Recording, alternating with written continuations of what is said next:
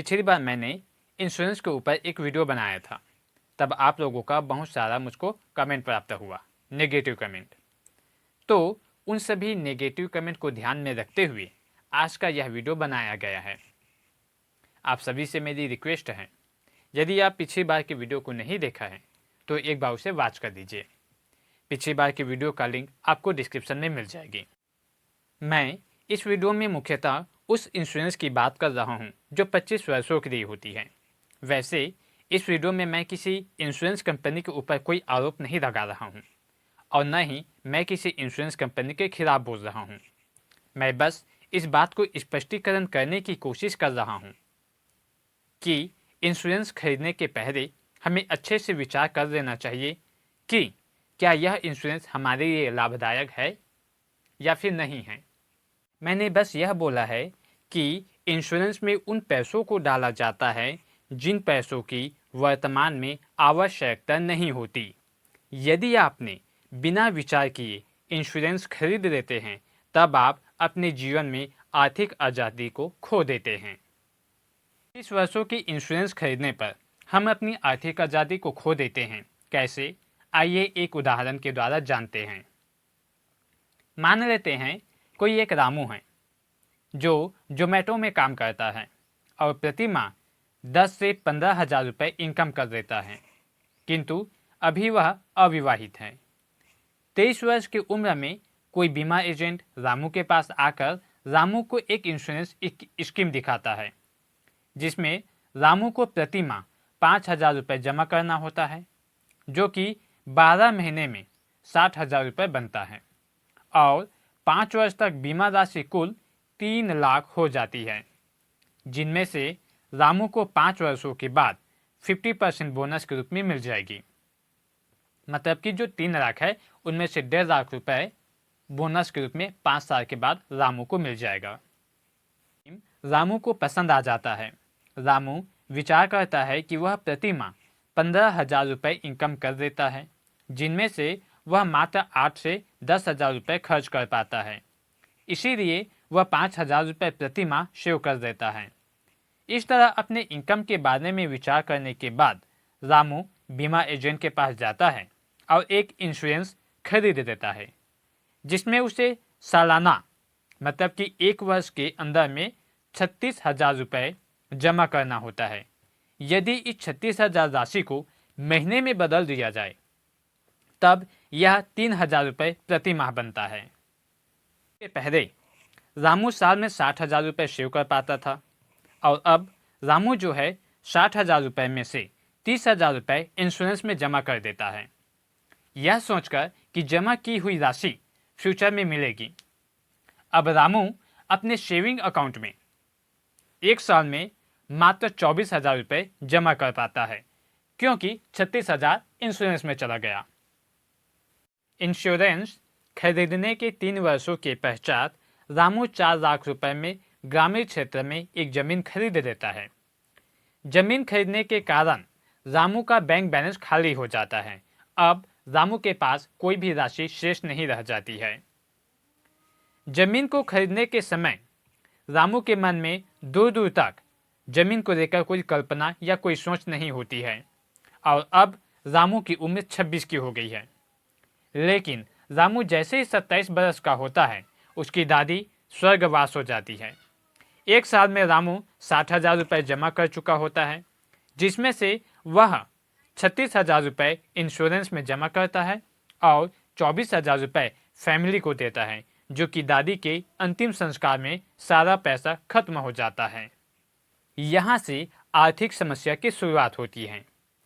जमीन खरीदने के पहले रामू अपने इनकम से बहुत खुश था, लेकिन पिछले 1 साल से रामू अपने इनकम को बढ़ाने की प्लानिंग बना रहा है और साथ ही साथ रामू सोच रहा है कि जमीन खरीदने के पहले उसने रक्षाबंधन, दीपावली, होली, दशहरा को बहुत ही धूमधाम से मनाया है, लेकिन रामू को त्यौहार में पैसा खर्च करने के पहले अब इंश्योरेंस में जमा होने वाली पैसों के बारे में विचार करना पड़ता है।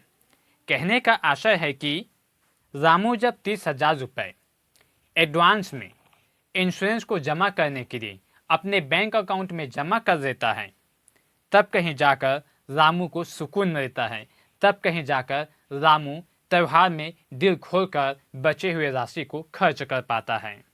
हमारी इस कहानी में रामू 27 बरस का हो गया है और पिछले 4 सालों से रामू इंश्योरेंस में पैसा जमा कर रहा है और साथ ही साथ इन 4 सालों के बीच में रामू ने एक ज़मीन भी खरीद ली और अपनी दादी की अंतिम संस्कार भी कर दिया। और यही कारण है कि अब रामू के बैंक अकाउंट में पैसा नहीं है। रामू का जो बैंक अकाउंट है वो खाली हो चुका है और रामू के पास इनकम का जो साधन है, जो स्रोत है, मात्र उसका अपना एक जॉब है जो कि जोमेटो में जॉब करता है। रामू 27 बरस का हो चुका है और अब उनकी शादी की उम्र भी हो गई है, लेकिन रामू का कहना है कि उन्हें अपने रहने के लिए एक सुंदर सा मकान बनाना है जिसकी बजट 4 लाख रुपए के आसपास होगी और घर बनाने के बाद ही रामू शादी करेगा। मकान और शादी के लिए पैसों की आवश्यकता होती है, इसीलिए रामू अब ओवर टाइम करने लगता है। लेकिन 6 महीने के बाद उसके हाथों में स्किन की समस्या दिखाई देती है। रामू गवर्नमेंट हॉस्पिटल में जाता है और डॉक्टर से मुलाकात करता है। 6 महीने तक मेडिसिन खाने के बाद भी उसकी बीमारी ठीक नहीं होती, इसीलिए रामू अब क्लिनिक में चला जाता है। डॉक्टर रामू से कहता है कि मेडिसिन 1 साल तक लेना होगा। मेडिसिन की कुल शुल्क 14,000 रुपये 1 वर्ष की होगी और रामू डॉक्टर से मेडिसिन लेने लगता है। कंटिन्यू 1 वर्ष तक मेडिसिन लेने पर रामू का जो स्वास्थ्य होता है वह ठीक हो जाता है और इंश्योरेंस का 5 वर्ष भी पूरा हो जाता है। रामू को इंश्योरेंस कंपनी 5 वर्षों के बाद बोनस देती है जमा की गई राशि में से 50%। तो इस तरह से 5 वर्ष कंटिन्यू इंश्योरेंस करने पर रामू को 50% अमाउंट मिलता है 90,000 रुपये। इस कहानी में ध्यान देने वाली बात यह है कि बोनस से प्राप्त राशि जो कि 90,000 हो रहा है, मगर विचार करने वाली बात यह है कि क्या इतनी कम राशि से रामू अपने लिए मकान बना पाएगा? क्या रामू अपनी शादी कर पाएगा? क्या आगे जो इंश्योरेंस की डिपॉजिट राशि है वो 90,000 से निकाल पाएगा? रामू के पास 3 तरह की समस्या है, इंश्योरेंस, शादी और मकान। संभवतः रामू अपने इनकम में से मकान बना भी लेगा, मगर शादी के लिए रामू को लोन लेना ही पड़ेगा और रामू लोन ले लेता है तब रामू क्या करेगा? रामू लोन का पैसा चुकता करेगा या इंश्योरेंस के लिए पैसा जमा करेगा, या फिर रामू जो है अपने बैंक अकाउंट में पैसा सेव करेगा? और यदि रामू किसी कारणवश 6 महीने के लिए बेरोजगार हो जाता है तब रामू पैसे का इंतजाम कहाँ से करेगा? इस तरह से रामू को इंश्योरेंस पॉलिसी 6 वर्षों के मध्य में ही तोड़ना होगा और यदि रामू ने इस बीच में इंश्योरेंस पॉलिसी नहीं तोड़ा तब रामू को लोन चुकाने में बहुत अधिक समय लगेगा। तब क्या ये सही होगा कि कहीं से पैसा लोन में उठा लो और उसके बाद फिर इंश्योरेंस में उसे जमा करो? यहाँ पर स्थिति कुछ ऐसा ही बन रहा है और जब ऐसी परिस्थिति रहेगी तब रामू किसी भी तरह की कोई अन्य निवेश करने में असमर्थ रहेगा। तब आप ही विचार कीजिए, क्या ऐसी आर्थिक परिस्थिति में भी इंश्योरेंस को जीवित रखना सही होगा या नहीं? बात यहाँ पर शादी, मकान या दादी की अंतिम संस्कार की नहीं है। इसके बाद भी तो खर्चा आने वाले हैं ना, वो खर्चा जिसके बारे में शायद हम अनुमान नहीं लगाते पहले से, लेकिन हाँ आ जाते हैं। तो रामू यदि इंश्योरेंस का यहाँ पर जिंदा रखता है तब वह कर्ज में डूबा रहेगा, जबकि नियम ये कहता है कि गरीब इंसान वो नहीं जिनके पास पैसा नहीं होता, गरीब वो है जिनके पास कर्ज होता है। तो यदि वो इंश्योरेंस को जीवित रखता है तब रामू कर्ज में डूबा रहेगा। बेहतर यही होगा ना कि इंश्योरेंस टूट जाए और कर्ज से मुक्त हो जाए।